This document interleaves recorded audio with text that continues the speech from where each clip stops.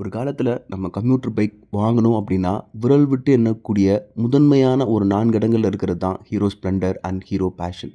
கம்ப்யூட்டர்களுக்கு மட்டுமே இம்பார்ட்டன்ஸ் கொடுத்துட்டு இருந்த ஹீரோ ஃபர்ஸ்ட் டைம் ஆஃப் ரோடில் கான்சன்ட்ரேட் பண்ணி நிறைய ஆர்என்டி பண்ணி ஒரு எக்ஸ்பர்ட்ஸ் லான்ச் பண்ணாங்க. அது என்னை பொறுத்த வரைக்கும் ஒரு சக்ஸஸான வெஹிக்கிள் தான். அதன் பிறகு ஒரு ஃபாஸ்டஸ்ட் ட்ரூலி பெர்ஃபார்மன்ஸ் ஓரியன்டான பைக்கை ஹீரோ கான்சன்ட்ரேட் பண்ணியிருக்காங்க. அதுதான் ஹீரோ எக்ஸ்ட்ரீம் 250R. அண்ட் ஹீரோவுக்கு இது ரொம்பவே ஒரு ஸ்பெஷலான பைக் தான். இன்கேஸ் இந்த பைக் நம்ம வாங்குகிறோன்ற பட்சத்தில் நமக்கு ஸ்பெஷலாக அமையுமா அமையாதா அப்படின்றத என் கூட சேர்ந்து இந்த வீடியோவில் நீங்களும் பாருங்கள். வித்தவுட் ஃபர்தர் டிலே வாங்க வீடியோக்குள்ளே போகலாம்.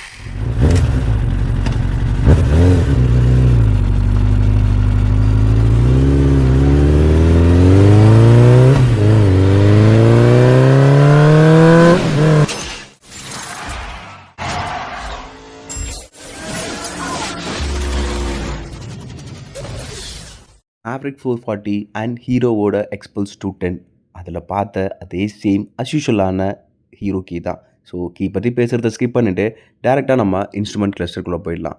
கீ ஆன் பண்ணி பைக்கை ஸ்டார்ட் பண்ணதுக்கு முன்னாடி இருங்க, கொஞ்சம் டர்ட்டியாக இருக்குது, க்ளீன் பண்ணிட்டுறேன். இப்போ பைக்கை ஸ்டார்ட் பண்ணோம் அப்படின்னா நமக்கு நெகட்டிவ் டிஸ்பிளே தான் கிடைக்கும். ஒரு டிஎஃப்டிலாம் இருக்காது. பட் இட்ஸ் மேனேஜபிள் தான். இந்த பைக்கோட on road price almost 2.15 lakhs வருது. அதாவது 2,15,000 ரூபாய். அதுக்கு டிஎஃப்டி நம்ம எதிர்பார்க்குறது கொஞ்சம் ஓவராக எனக்கே தெரியுது.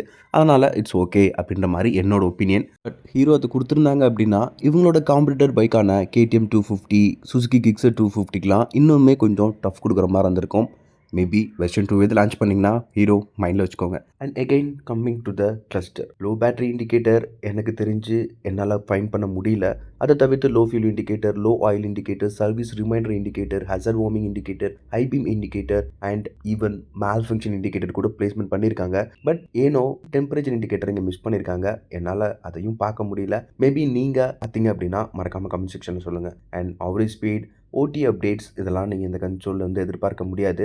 But call and SMS alert நம்ம ஹீரோவோட மேவரிக் அண்ட் ஹார்லி டேவிட்சனோட X440 டாப் வேரியன்ட் பைக்கில் பார்த்த மாதிரி மொபைல் கனெக்டிவிட்டி இருக்குது. இது மூலயமா உங்களால் ஜிபிஎஸ் அண்ட் ஜியோ ஃபென்சிங் இந்த மாதிரி விஷயங்கள்லாம் கொஞ்சம் எக்ஸ்பீரியன்ஸ் பண்ணிக்க முடியும். பட் எண்ட் ஆஃப் த டே இது ஒரு டிஜிட்டல் கன்சோல். அதனால் இதோட விசிபிலிட்டியை நம்ம ரொம்ப எதிர்பார்க்க முடியாது. ஓரளவுக்கு பிலோ அவரேஜாக தான் இருக்கும். And coming to the biking availability modes, engine லெவலில் நம்மளால் எந்த மோட்ஸும் பார்க்க முடியாது. ஹீரோ அதுக்கான சான்ஸ் நம்ம கொடுக்கல. பட் பிரேக்கிங் லெவலில் 2 மோட்ஸ் கொடுத்துருக்காங்க, road and track. By default road மோடில் தான் இருக்கும். ரோட் மோடில் பிரேக்கிங் எப்படி ஒர்க் ஆகுனா both front and rear ABS work ஆகும். அப்படி நீங்கள் ட்ராக் மோட் சேஞ்ச் பண்ணீங்க அப்படின்னா ரியரில் இருக்கிற ஏபிஎஸ் டிசேபிள் பண்ணுறதா அர்த்தம். ஸோ பிரேக்கிங் எதுவும் பவர் குறையுமா அப்படின்னா ஃப்ரண்ட் பிரேக்கிங்காக இருந்தாலும் ரொம்ப அக்ரெசிவான பிரேக்கிங் வித் லெஸ் இன்ட்ரெஸ்ட்னோட நமக்கு கிடைக்கும். ஸோ இந்த ட்ராக் மோட், ரோட் மோட் இது ரொம்ப சிம்பிளாக டிஸ்கிரைப் பண்ணோம் அப்படின்னா ரோட் மோடில் டியூவல் சேனல் ஏபிஎஸ் ஒர்க் ஆகும், ட்ராக் மோடில் சிங்கிள் சேனல் ஏபிஎஸ் தான் ஒர்க் ஆகும். பட் இங்கே பிரச்சனை என்னென்னா அதை நேவிகேட் பண்ணுறது எனக்கு ரொம்ப ஈஸி எக்ஸஸாலாம் தெரியல. ரொம்ப சிரமப்பட வேண்டியதாக இருக்குது. ஈவன் நான் வந்து ஷோரூமில் இருக்கிற சர்வீஸ் எக்ஸிக்யூட்டிவ் கிட்ட கேட்டு அதை எப்படி ஆப்ரேட் பண்ணுறதுன்னு கேட்டாலும் இனிஷியலாக அவங்களுமே தடுமாறுற மாதிரி தான் இருந்தது. ஏன்னா யூஸ்வலாக இல்லாமல் அப் பட்டன் மட்டும் நம்ம ப்ரெஸ் பண்ணிட்டு இருக்கிறது மூலியமாக தான் அதை நேவிகேட் பண்ணுற மாதிரி கொஞ்சம் டிஃபிகல்ட்டாக வச்சுருந்துருக்காங்க. பட் யூஐ பொறுத்த வரைக்கும் கொஞ்சம் இன்னும் ஃப்ரெண்ட்லியாக ஒரு யூஐ கிரியேட் பண்ணணும் ஹீரோ. அதில் என்னை பொறுத்த வரைக்கும் கான்சன்ட்ரேட் பண்ணாங்கன்னா கொஞ்சம் நல்லாயிருக்கும் அப்படின்னு நினைக்கிறேன். பட் நான் மேவரிக்லேயோ இல்லை ஹார்லி டேவிட்சனோட X440லையோ இதை நான் ஃபீல் பண்ணல. ஏன் ஈவன் எக்ஸ்பல்ஸ் 210லலாம் நல்லாவே இருந்தது. அந்த டிஎஃப்டிக்கும் அந்த நேவிகேட் பண்ணுறதுக்கும் ஒரு தடவை அவங்க நமக்கு சொன்னாங்கன்னாவே புரிகிற விதமாக இருந்தது. பட் இது ஒரு தடவை சொன்னாலும் அடுத்தடுத்து நம்ம மறக்கக்கூடிய விதமாக கொஞ்சம் டிஃபிகல்ட்டாக தான் இருக்குது. ஒரு ஆவரேஜான யூஏ எக்ஸ்பீரியன்ஸ் தான் பிரேக்கிங் மோட்ஸை பொறுத்த வரைக்கும். கன்க்ளூஷன் இங்கே என்ன அப்படின்னா, நீங்கள் பைக் வாங்கும் போது கிளஸ்டரில் இருக்கிற டீட்டெயில்ஸ் ஒவ்வொன்றும் எக்ஸ்பிளைன் பண்ண சொல்லுங்கள். ஒரு 1 hour ஆனாலும் பரவாயில்ல, அதில் இருக்கிறத ஃபுல்லாக எக்ஸ்பீரியன்ஸ் பண்ணுங்கள், நோட் பண்ணிக்கோங்க. பட் இதில் கொஞ்சம் டிஃபிகல்ட்டாக இருக்கிறதுனால தான் நான் இவ்வளோ தூரம் சொல்ல வேண்டியதாக இருக்குது. ஒரு ரெஃபரன்ஸ்க்காக அவர் கூட டிஸ்கஸ் பண்ணதும் ஆட் பண்ணியிருந்திருக்கேன். டைம் இருந்தால் பாருங்கள், இல்லைன்னா ஸ்கிப் பண்ணிவிடுங்க. மேலே ப்ரெஸ் பண்ணுங்களேன். ஒரு நிமிஷம்.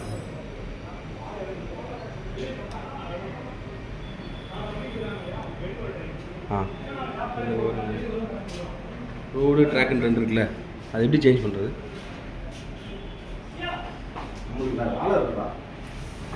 இது சீரியல் மெக்கானிக் பார்க்கலாம். அப்படியே நான்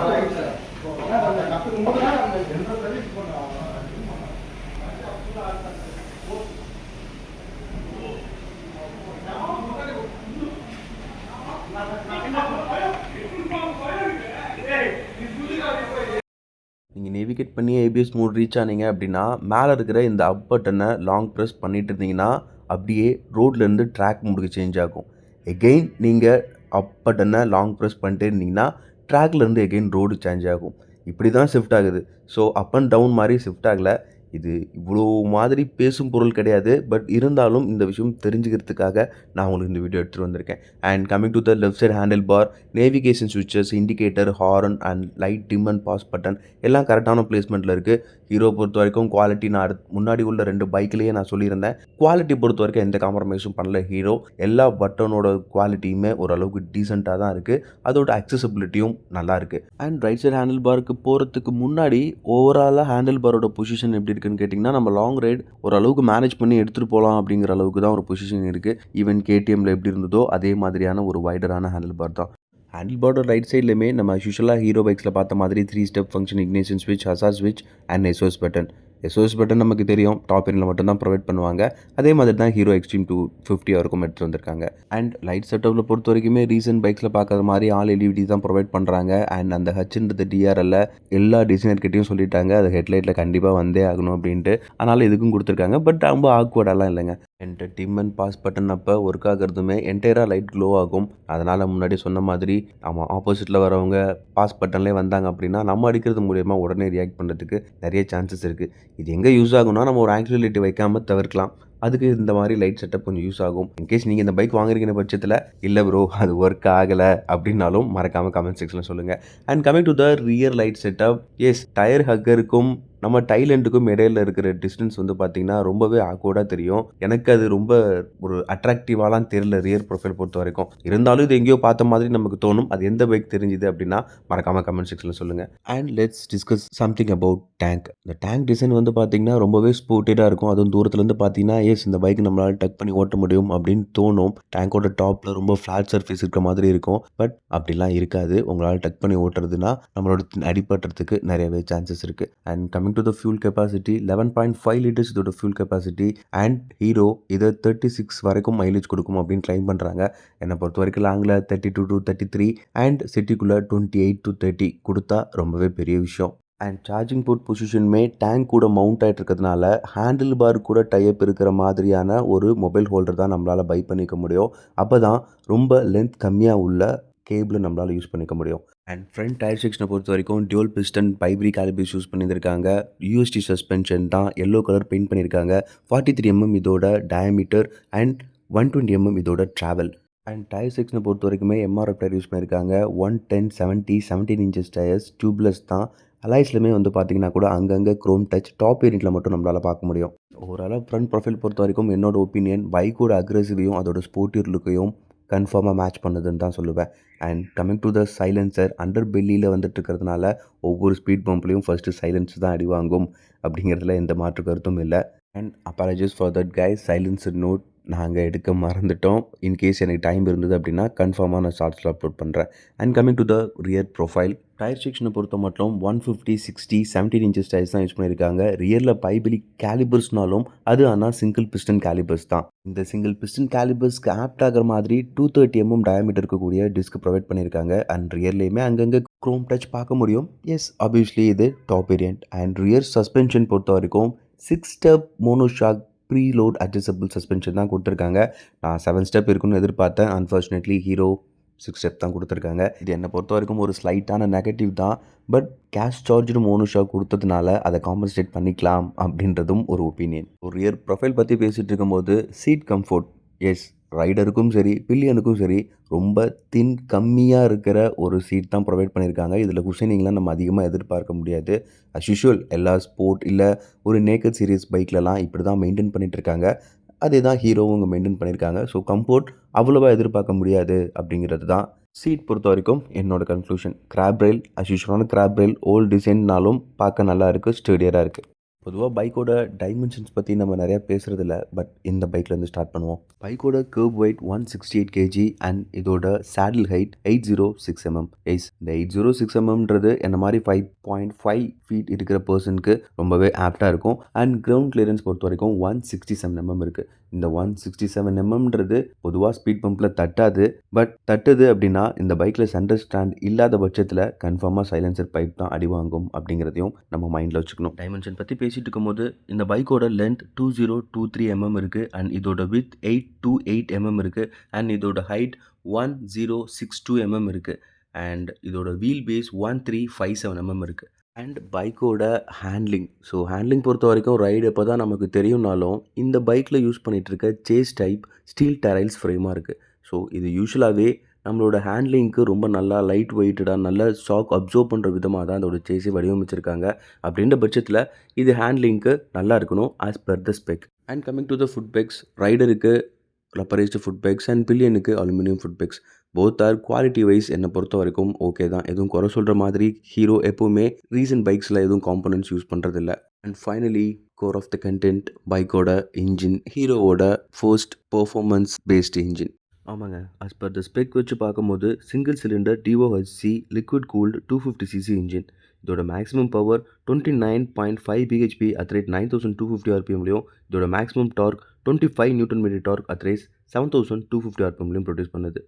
ஓவராலாக ஸ்பெக் வைஸ் பார்க்கும்போது ஒரு நல்ல ஸ்பெக் ஒரு நல்ல பில்ட் குவாலிட்டி இருக்கிற பைக் மாதிரி தான் தெரியும். பட் இதோட காம்படிட்டர் பைக்கான KTM 250 அண்ட் கிக்ஸர் 250 வச்சு கம்பேர் பண்ணி பார்த்தோம் அப்படின்னா என்னோட பர்சனல் அனாலிசிஸ் படி 0 to 60 ஹீரோ எக்ஸ்ட்ரீம் 3.2 செகண்ட்ஸில் பீட் பண்ணுது அப்படின்னா KTM 3 செகண்ட்ஸ்லேயே பீட் பண்ணிடும். 0 to 100 ஹீரோ எக்ஸ்ட்ரீம் 7.1 செகண்ட்ஸில் பீட் பண்ணுது அப்படின்னா KTM 6.8 செகண்ட்ஸ்லேயே பீட் பண்ணிடும். கிக்ஸர் பொறுத்த வரைக்கும் 3.4 அண்ட் 7.5 தான். இதில் ஓவராலாக கம்பேர் பண்ணி பார்க்கும்போது காஸ்ட் வைஸ் கொஞ்சம் அக்ரெசிவ் லுக்கோடையும் எனக்கு ஒரு பைக் வேணும் அப்படின்னா ஃபர்ஸ்ட் டாப்ல இருக்கிற KTM அண்ட் ஹீரோ எக்ஸ்ட்ரீம் தான். பட் KTM 250யோட ஆன் ரோட் எனக்கு தெரிஞ்சு ஆல்மோஸ்ட் 2.75 வந்துடும். பட் இதோட ஆன் ரோட் எனக்கு தெரிஞ்சு 2.15 இருந்து 2.2 வரைக்கும் மேக்ஸிமம் ரீச் ஆகும். கிட்டத்தட்ட ஒரு 45,000 ரூபா 50,000 ரூபா டிஃப்ரென்ஸ் இருக்கு இந்த 0.3 செகண்ட்ஸுக்கு. ஸோ எனக்கு பெர்ஃபார்மன்ஸ் ஓரியன்டாக ரொம்ப முக்கியம், எனக்கு அந்த 0.0 செகண்ட்ஸ் கூட முக்கியம் அப்படின்ற நினைக்கிற பட்சத்தில் நம்ம தாராளமாக KTM போகலாம்.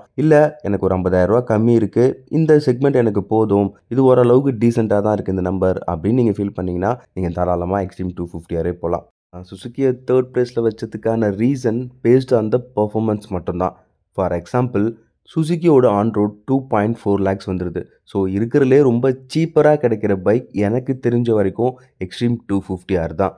பட் இதோட பெர்ஃபார்மன்ஸ் லெவலும் கொஞ்சம் மிட் லெவலில் இருக்கிறதுனால இதோட அக்ரெசிவ் பொசிஷன் அண்ட் ஒரு ஸ்போர்ட்டியரான ஸ்ட்ரீட் நேக்கட் லுக்கும் நல்லாவே இருக்கிறதுனால மேபி இந்த பைக்கை எக்கனாமிக்கல் லெவலாக கன்சிடர் பண்ணலாம் அப்படின்றது தான் ஓவராலாக ஸ்பெக்கை பொறுத்த வரைக்கும் என்னோட opinion. But as per paper ஸ்பெக்கை வச்சு நம்மளால் கம்ப்ளீட்டாக எந்த ஒரு கன்க்ளூஷனுக்கும் வர முடியாது. ரியல் டைமில் அந்த பைக்கை ரைட் பண்ணும் போது தான் ஃபுல் ஃப்ளெஷ்டாக அதை நம்மளால் எக்ஸ்பீரியன்ஸ் பண்ண முடியும். அந்த வகையில் பைக்கை ஸ்டார்ட் பண்ணிட்டேன், டெஸ்ட் ட்ரைவுக்கும் ரெடி ஆகிட்டேன். 5.5 இன்ச் இருக்கிற எனக்கு கால் எந்த அளவுக்கு தரையில் படுது அப்படிங்கிறதையும் நோட் பண்ணிக்கோங்க. ரைடை ஸ்டார்ட் பண்ண உடனே நான் பர்டிகுலராக ஃபீல் பண்ணது என்ன தான் ஃபேரிங்ஸ் வெஹிக்கிளோட பொசிஷன் நல்லா இருந்தாலும் அதோட டிசைன் லாங்குவேஜ் இன்னுமே சூப்பராக இருந்தாலும் நேக்கட் சீரிஸ் ஓட்டுறதும் ஒரு தனி அழகு தான். அது டிராஃபிக்கில் நமக்கு அது நல்லாவே ஹெல்ப் பண்ணும் இந்த நேக்கட் சீரிஸ். ஸோ அந்த வகையில் இந்த பைக்கும் அதுக்கு ஆப்ட் ஆகிற மாதிரி தான் இருக்குது. சரி, RPM க்ளோஸ் பண்ணிவிட்டு ட்ரைவ் பண்ணி பார்க்கலாம் அப்படின்னு நான் ட்ரை பண்ணும்போது ஃபர்ஸ்ட் கியர்லேயே வந்து 40 ரீச் ஆகிட்டேன் அண்ட் செகண்ட் கியரில் 60, தேர்ட் கியரில் 80, ஃபோர்த்து கியரில் ஆல்மோஸ்ட் 100 ரீச் ஆகிடுச்சு. ஸோ பர்ஃபார்மன்ஸ் பொறுத்த வரைக்கும் நம்ம எதிர்பார்த்தது மாதிரி தான் இருக்குது. மேபி இந்த மில்லி செகண்ட்ஸ் 0.3, 0.1, 0.01, 0.03லாம் தவிர்த்து ஓரளவுக்கு நம்ம ப்ராக்டிக்கலாக யூசர் ஃப்ரெண்ட்லியாக இருக்கா அப்படின்னா கண்டிப்பாக எடுத்த கொஞ்சம் தூரத்துலேயே உங்களுக்கு இந்த பைக் ரொம்ப பழக்கமாயிடும். அது இந்த பைக்கில் one of the plus. And பைக்கோட ரோட் ப்ரெசன்ஸுமே நல்லா தான் இருந்துச்சு. பட் எனக்கு பர்சனலாக என்ன தோணுது அப்படின்னா நம்மளோட சேனல்லையே பெனலியோட K300SF அப்படின்ற பைக் ரிவ்யூ பார்த்துருந்துருப்பீங்க. கிட்டத்தட்ட ஹீரோ அந்த பைக்கை அப்படியே காப்பி அடிச்சது மாதிரி தான் ஃபீல் ஆகுது. என்ன பெனலி அதுக்கு பெருசாக அட்வர்டைஸ்மெண்ட் பண்ணலை, ஹீரோ அதுக்கு பண்ணிகிட்ருக்காங்க.